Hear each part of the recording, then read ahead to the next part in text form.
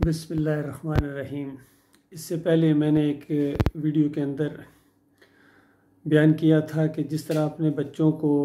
اچھا کھانا دیتے ہو، اچھا گھر دیتے ہو، اسی طرح اپنے بچوں کو اچھا عقیدہ بھی دو، اچھا نظریہ دو، چونکہ یہ بنیاد ہوتی ہے عقیدہ توحید، رد شرک، اپنے دین کی سمجھ، بنیاد، اور نبی صلی اللہ علیہ وآلہ وسلم کی زندگی کو نمونہ بنانے، اس طرح جس طرح صحابہ اکرام نے بنایا تھا، یہ تعلیم ہونی چاہیے۔ نبی علیہ السلام چھوٹے بچوں کو جب وہ زبان کھولتے تھے تو ان کو سورہ الفرقان کی پہلی 3 آیات سکھایا کرتے تھے۔ تو آج ایک خاص انداز سے میں آپ کے سامنے گفتگو کروں گا۔ ایک سروے ہو رہا تھا، بڑا دلچسپ ہے، ممکن ہے لوگوں نے سنا ہو۔ اس میں جو آج موجودہ صورتحال ہے، موجودہ جو جماعتیں ہیں، سیاسی لوگ ہیں یا دوسرے، ان کے بارے میں عوام سے پوچھا جا رہا تھا۔ پہلے ان سے پوچھا جا رہا تھا کہ آپ کا تعلق کس پارٹی سے ہے؟ جو کہتا میرا تعلق پیپلز پارٹی سے ہے تو ان سے وہ پوچھتے کہ قسم اٹھا کے کہو کہ کیا آپ اپنے بچوں کو چاہتے ہیں کہ آپ کا بیٹا زرداری جیسا بنے یا بلاول جیسا بنے؟ تو وہ آگے سے شرما جاتے تھے۔ بے شمار لوگوں سے انہوں نے پوچھا، کسی ایک نے بھی نہیں کہا کہ ہاں میں چاہتا ہوں کہ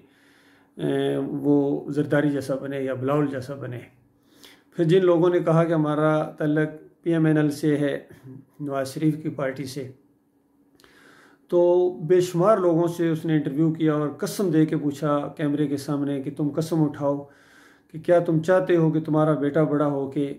نواز شریف کی طرح یا شہباز شریف کی طرح بنے؟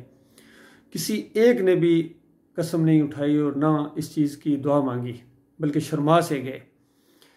اور چودھری برادران کا نہیں پوچھا، لیکن مجھے پورا یقین ہے کہ اگر کوئی چودھری کی پارٹی کا ہوتا، پرویز الہی کی، تو اس نے بھی کبھی بھی نہیں کہنا تھا کہ میرا بیٹا چودھریوں کی طرح بنے۔ ہاں، PTI والوں سے جب اس نے پوچھا تو تقریباً سب PTI والوں نے بڑے فخر سے اور بڑے جوش سے کہا کہ ہاں ہم دعا مانگتے ہیں کہ ہماری آئندہ نسلیں یا ہمارا بیٹا جو ہے وہ عمران خان کی طرح بہادر لیڈر بنے۔ تو یہ تو ایک وہ تجزیہ تھا، اس کے اوپر میں تبصرہ بعد میں کروں گا۔ میں آپ کو ایک حدیث سناتا ہوں۔ نبی صلی اللہ علیہ وآلہ وسلم نے بنی اسرائیل کا ایک واقعہ بیان کیا کہ بنی اسرائیل میں 3 بچوں نے اس وقت بات کی جب وہ بات کرنے کا وقت نہیں ہوتا ہے، جس میں ایک عیسیٰ ابن مریم ہیں اور ایک اور بچہ ہے جس نے بات کی۔ حق اور باطل کا جب معاملہ تھا، جب وہ ظالم بادشاہ مومنوں کو آگ میں پھینک رہا تھا، سورہ بروج کے اندر جس کا ذکر ہے، تو ایک ماں نے شیر خوار بچہ اٹھایا ہوا تھا، چھوٹا سا بچہ۔ وہ جب وہاں گرنے لگی، چھلانگ لگانے لگی، اس کو دھکا، چونکہ آپشن دیا جاتا تھا کہ یا تو حق کو چھوڑ دو یا اس کے اندر تمہیں دھکیل دیا جائے گا، آخری دم تک موقع دیا جاتا تھا۔ تو وہ چھلانگ لگاتے ہوئے ایک عورت تھی، وہ تھوڑی سی ہچکچائی۔ ظاہری بات ہے خود بھی بہت مشکل کام ہوتا ہے، پھر بچہ جب اٹھایا ہو تو اور مشکل ہو جاتا ہے۔ تو وہ تھوڑی سی رکی تو بچہ بول پڑا کہ ماں کود جا، کوئی مسئلہ نہیں ہے، حق کے اوپر ہے تو حق کے اوپر ہے، اس میں ہچکچانے والا معاملہ نہیں ہے، حق کے ساتھ مرنا یہ بہت بڑی خوش قسمتی ہے۔ یعنی اس انداز سے اس بچے نے بات کی۔ تیسرا بچہ یہ تھا، ایک ماں کی گود کے اندر شیر خوار بچہ تھا، دودھ پی رہا تھا ماں کا، کہ ایک بہت ہی یعنی امیر آدمی، بہت سوٹڈ بوٹڈ، زبردست قسم کی شان و شوکت کے ساتھ، زبردست قسم کے گھوڑے کے اوپر بیٹھا ہوا گزرا ادھر سے۔ تو ماں کے دل میں بچے کی محبت ہوتی ہے، اس کے منہ سے یہ دعا نکل گئی کہ یا اللہ میرے بچے کو بھی ایسی شان و شوکت عطا فرما، ایسا میرے بچے کو بھی بنا۔ تو بچہ ایک دم بول پڑا کہ یا اللہ مجھے اس جیسا نہ بنانا۔ وہ والدہ بڑی حیران ہوئی کہ میں نے اتنی زبردست دعا اپنے بچے کے لیے مانگی ہے تاکہ بڑا ہو کہ اتنی شان و شوکت ہو اس کی، اور یہ بچہ آگے سے کہتا ہے کہ یا اللہ مجھے اس جیسا نہ کرنا۔ تھوڑی دیر گزری، ایک عورت کو لوگ مارتے پیٹتے، ایک لونڈی تھی اس کو مارتے پیٹتے لا رہے تھے، بہت ہی ذلیل و خوار اس کو کر رہے تھے کہ چوری کی ہے اس نے، اور بھی اس طرح کی کچھ الزامات لگائے، اور وہ آگے سے ان کو اللہ کا واسطہ دے رہی تھی کہ اللہ گواہ ہے میں نے یہ کام نہیں کیا ہے، حسبی اللہ و نعم الوکیل، اس انداز سے بار بار وہ آگے سے کہہ رہی تھی۔ تو جس طریقے سے اس کو ذلیل و خوار کیا جا رہا تھا دنیاوی لحاظ سے، عورت کے منہ سے دعا نکل گئی کہ یا اللہ جس طرح اس عورت کو، اس لونڈی کو ذلیل و خوار کیا جا رہا ہے، یا اللہ میرے بچے کو اس ذلت و خواری سے بچا لینا۔ تو بچہ پھر بول پڑا کہ یا اللہ مجھے اس عورت جیسا کر دینا۔ تو ماں بڑی حیران ہوئی، پھر بچے سے مخاطب ہوئی کہ میرے بچے یہ کیا معاملہ ہے، جب اتنا وہ امیر آدمی اور اتنا زبردست قسم کا آدمی گزرا تو میں نے تیرے لیے دعا کی کہ یا اللہ میرے بچے کو اس جیسا کر دے، تو تو نے کہا یا اللہ مجھے اس جیسا نہ کرنا۔ اور یہ ایک لونڈی ذلیل و خوار ہو رہی تھی، مار پڑ رہی تھی، اس کو چوری اور بدکاری کے الزامات تھے اس کے اوپر، اور میں نے اللہ سے دعا کی کہ یا اللہ میرے بچے کے ساتھ اس طرح کا معاملہ نہ کہیں ہو جائے، تو نے کہا یا اللہ مجھے اس جیسا کر دینا، یہ کیا معاملہ ہے؟ تو اس نے کہا ماں وہ جو پہلا آدمی تھا نا وہ بڑا ہی متکبر آدمی تھا، اس طرح کی چال اللہ تعالیٰ کو پسند نہیں ہے، اور تو نے جب میرے لیے دعا مانگی کہ میں اس جیسا ہو جاؤں تو میں نے اللہ سے فریاد کی کہ میرے مالک مجھے اس جیسا نہ کرنا۔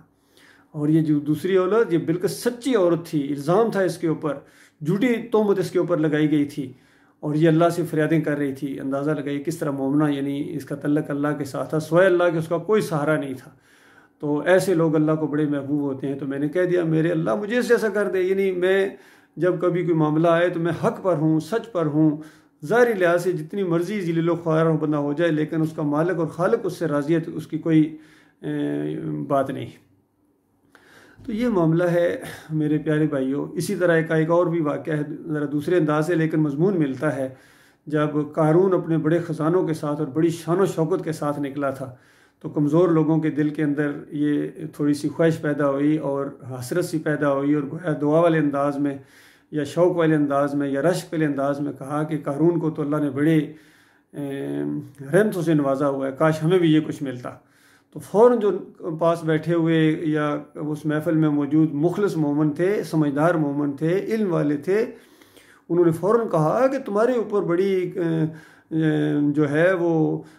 عجیب تم نے لفظ بول دیا ہے، کیا تم نے یہ کہا ہے؟ افسوس تمہارے اوپر کہ تمہیں نہیں پتہ کہ اللہ کے یہاں ایمان خالص اور اللہ کی جو ایمان تقوی اور اس طرح کی چیزوں کی اہمیت ہوتی ہے، اور یہ چیزیں جو اس کو ملی ہوئی ہیں اس کا یہ مطلب نہیں ہے کہ اللہ تعالیٰ اس سے خوش ہے، یہ تو برباد ہونے والا معاملہ ہے، اس کا انجام بہت برا ہوگا۔ تو اسی دن دوسرے دن صبح خبر آ گئی کہ قارون اپنے پورے خزانوں کے ساتھ زمین کے اندر دسا دیا گیا، اور وہی جو لوگ کل اس جیسا بننے کی خواہش کر رہے تھے انہوں نے پھر اللہ سے فریاد کی کہ ہمارے مالک تیرا لاکھ لاکھ شکر ہے کہ ہمیں اس جیسا نہیں کیا تھا، ورنہ آج اس کے ساتھ ہم زمین کے اندر دھس جاتے۔ تو یہ بہت بڑے عبرتناک واقعات ہیں میرے پیارے بھائیوں۔ آج جو ان بڑے بڑے لیڈروں سے ملاقاتوں کا شوق رکھتے ہیں، ان کے ساتھ ہاتھ ملاتے ہوئے فخر محسوس کرتے ہیں، ان کے آٹو بایوگراف لیتے ہوئے فخر محسوس کرتے ہیں، ان کی لمبی گاڑی اور 8-10 کوٹھیوں اور محلات اور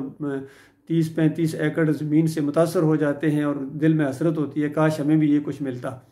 اللہ کے بندو ان کے انجام کے اوپر غور کرو، کیونکہ یہ سارے کے سارے اللہ کے باغی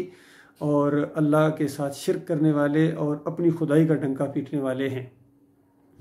اور ان کو ہوش نہیں ہے کہ ان کا انجام کیا ہے۔ بہرحال اگر میں بھی اس بھیڑ میں ہوتا جہاں وہ آدمی سروے کر رہا تھا تو پہلی بات تو یہ ہے کہ وہ میرے سے پوچھتا ہے کہ آپ کا کس پارٹی سے تعلق ہے، تو میں صاف کہہ دیتا کہ میرا کسی پارٹی سے کوئی تعلق نہیں ہے،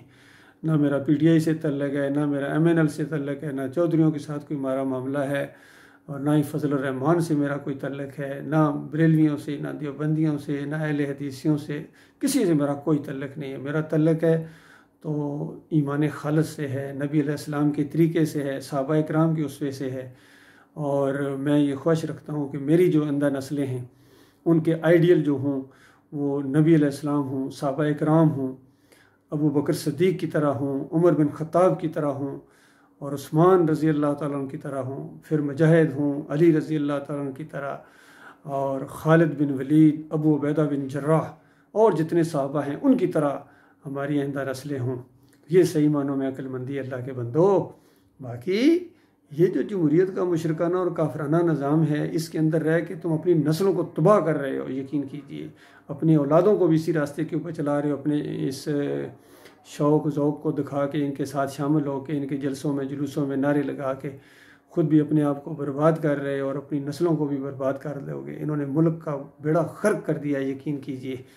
بیڑا غرق اسی وقت ہو گیا تھا جب یہ ان کا یہ عقیدہ بنا کہ اللہ کے علاوہ کوئی اور داتا ہے، کوئی اور دستگیر ہے، کوئی اور مشکل کشا ہے۔ عبد القادر جیلانی نے بیڑا پار کیا تھا، اسی وقت ان کا بیڑا غرق ہو گیا تھا اس عقیدے کی وجہ سے، اس شرک کی وجہ سے۔ اور پھر ان کے مشرکانہ نعرے جو ان کے جلسوں کے اندر جلوسوں کے اندر لگائے جاتے ہیں، نعرہ حیدری، یا علی مدد، یا رسول اللہ مدد، یا غوث مدد، پھر اپنے لیڈروں کے نعرے لگائے جاتے ہیں، زندہ باد زندہ باد۔ تو جے بھٹو فلاں، یہ خالص یہ مشرکانہ اور یہ کافرانہ اور باغیانہ نعرے ہیں۔ یہ جمہوریت کا سارا نظام یہ اسلام کی ضد ہے۔ اسلام کی زندگی اس کی موت ہے، اور اس کی موت، اس کی زندگی اسلام کی موت ہے۔ اس لیے بہترین انتقام اگر لینا چاہتے ہو ان سیاسی لیڈروں سے اور ان اللہ کے دشمنوں سے، تو اسلام کی طرف آ جاؤ میرے بھائیو، ایمان کی طرف آ جاؤ، توحید کی طرف آ جاؤ۔ یہ صحیح معنوں میں راستہ ہے۔ اپنے بچوں کو ہم اس چیز کی تعلیم دیں، اللہ کی وحدانیت کی، رد شرک کی۔ ان کو بتائیں کہ ہمارے بڑوں نے یہ جو نعرہ لگایا تھا پاکستان کا مطلب کیا، لا الہ الا اللہ۔ یہ اور بات کہ ان کو اس کا معنی نہیں آتا تھا، ورنہ پاکستان بننے کے بعد یہ جتنے الہ پوجے جا رہے ہیں پاکستان کے اندر، مزار پوجے جا رہے ہیں، درگاہیں پوجی جا رہی ہیں، گھوڑے کی پوجا ہو رہی ہے، واسطے وسیلے کا شرک ہے، اور علماء اور مشائخ کو اللہ کے مقابلے میں رب بنا دیا گیا ہے آج۔ اور جو کچھ ان کے فتوے چلتے ہیں، ان کے علماء جو کچھ بتاتے ہیں، ابھی کتنے لوگ ہیں جو یہ فضل الرحمان گروپ کے تھے، بس ان کا یہی تھا کہ ہمارے علماء جو ہیں وہ 5000 کے پتہ نہیں 5 لاکھ علماء کے لیڈر ہیں، تو جو کچھ یہ فتویٰ دیتے ہیں صحیح دیتے ہیں نا۔ وہ پوچھنے والا یہ بھی پوچھ رہا تھا کہ فضل الرحمان تو پہلے کہتے تھے کہ عورت کی حکمرانی جائز نہیں ہے، نبی علیہ السلام نے فرمایا وہ قوم کیسے فلاح پا سکتی ہے جو عورت کی حکمرانی کو، عورت کو اپنا حکمران بنا لے، وہ قوم کبھی فلاح نہیں پا سکتی ہے۔ تو مودودی صاحب نے بھی شروع میں یہی فتویٰ دیا تھا، لیکن بعد جب میں وقت آیا تو فاطمہ جناح کے ساتھ کھڑے ہو گئے۔ فضل الرحمان نے بھی یہی فتویٰ دیا تھا کہ عورت کی حکمرانی جائز نہیں ہے، اور اب مریم نواز کی گود میں بیٹھے ہوئے نظر آتے ہیں، شرم و حیا کے سارے بے حیائی کے ریکارڈ توڑ رہے ہیں علماء، بڑی بڑی پگڑیاں باندھ کے۔ شرم آنی چاہیے، تف ہے تمہارے اوپر اور تمہارے علم کے اوپر اور تمہارے مدرسوں کے اوپر۔ یہ کچھ سیکھا ہے تم نے وہاں۔ اگر تم اللہ کے بندے ہوتے، لوگوں کو اللہ کی طرف بلاتے، اور عمران خان کو بھی اللہ کی طرف بلاتے کہ عمران خان صاحب آپ نے جو مزار کے سامنے جا کے سجدہ کیا ہے، یہ شرک کیا ہے، آپ کو ایسا نہیں کرنا چاہیے، یہ بہت بڑی خرابی ہے آپ کے اندر۔ اور یہ جو امام زامن بندوایا آپ نے، یا علی مدد کا پٹا آپ نے بازو پر بندوایا ہے، یہ جائز نہیں ہے، یہ مزار بنانا جائز نہیں ہے۔ اس کے خلاف کبھی آواز اٹھائی ہے فضل الرحمان صاحب نے؟ بلکہ ایک انٹرویو، ایک سروے میں نے یہ بھی دیکھا ہے، ایک آدمی نے فضل الرحمان صاحب کا فوٹو اٹھایا ہوا تھا، اور وہ ہر بندے سے، پبلک سے پوچھ رہا تھا کہ اس بندے نے کبھی کوئی دین اسلام کی بات کی ہے، اللہ کی بات کی ہے؟ یقین کریں بے شمار لوگوں سے اس نے پوچھا، کسی ایک آدمی نے بھی نہیں کہا ہے کہ فضل الرحمان صاحب نے کبھی اللہ کی بات کی ہے۔ ہمیشہ اسلام آباد پارٹی، یہ وہ جمہوریت، تو اس چکروں کے اندر پڑے ہوئے ہیں۔ اور جو کوئی اللہ کی بات اگر کرتے بھی ہیں، دوسرے کچھ لوگ ہیں اپنی محفلوں کے اندر، چاہے طارق جمیل ہوں، چاہے خادم حسین رضوی ہوں، ڈاکٹر اسرار ہوں، اور تقی عثمانی ہوں، یا جو دوسرے ہیں یہ اہل حدیث لوگ بھی، تو اس میں کہیں نہ کہیں شرک ملا کے کرتے ہیں، اور اللہ کی بات ان کے اوپر فٹ آ گئی۔ وَمَا يُؤْمِنُ أَكْثَرُهُم بِاللَّهِ إِلَّا وَهُمْ مُشْرِكُونَ۔ اکثریت انسانوں کی اس طرح اللہ کے ساتھ ایمان لاتی ہے کہ ہوتے ساتھ، یعنی ہوتے مشرک ہیں، شرک ضرور کرتے ہیں کہیں نہ کہیں، کوئی زیادہ کرتا ہے، کوئی تھوڑا کرتا ہے، ہر شرک اس قوم کے اندر آ گیا۔ واسطے وسیلے کا شرک، پکاروں کا شرک، نظر و نیاز کا شرک، رکوع اور سجدے کا شرک، یہ سارے شرک ان کے اندر آ گئے۔ اب یہ عوام کی خدائی، یہ سب سے بڑی بات ہے۔ وہ جو کسی نے کہا نا کہ ان تازہ خداؤں میں بڑا سب سے وطن ہے، جو پیرہن اس کا ہے وہ مذہب کا کفن ہے۔ تو اللہ کے بندو غور کرو، چند دنوں کا یہ معاملہ ہے، چند لمحوں کی یہ زندگی ہے، اور اس کے بعد ہمیشہ ہمیشہ کی جنت سے محروم ہو جاؤ گے، ہمیشہ کی آگ کے اندر دھکیل دیے جاؤ گے۔ اللہ تعالیٰ اس خوفناک انجام سے ہمارے بھائیوں کو محفوظ رکھے۔